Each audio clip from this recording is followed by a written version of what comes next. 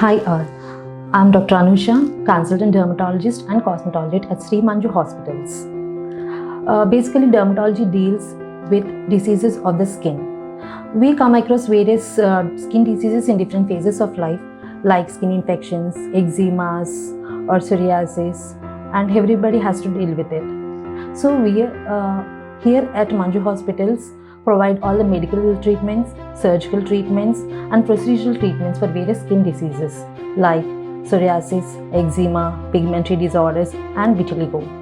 Cosmetology and aesthetics, they are the sub-branches of dermatology which deals with the minimal correction or minor corrections of the skin deformities.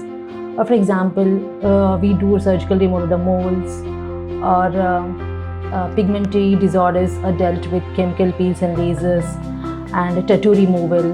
We deal with all the latest cosmetology and aesthetic procedures.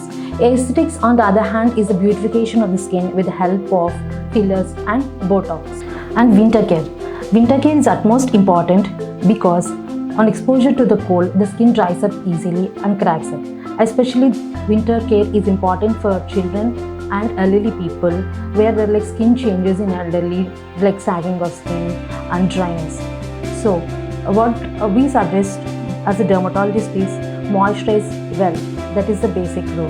Moisturize with the help of ceramides, then propylene glycol, then oatmeal moisturizers, and glycerin based moisturizers. Do not scrub. Physical scrubbing should be avoided as it leads to break down the barrier and aggravation of the underlying skin diseases. So in winter, people suffering with atopic eczema and psoriasis has to be specially taken care of and moisturized well. And there should not be direct skin exposure to cold, and do not expose the skin to hot water baths.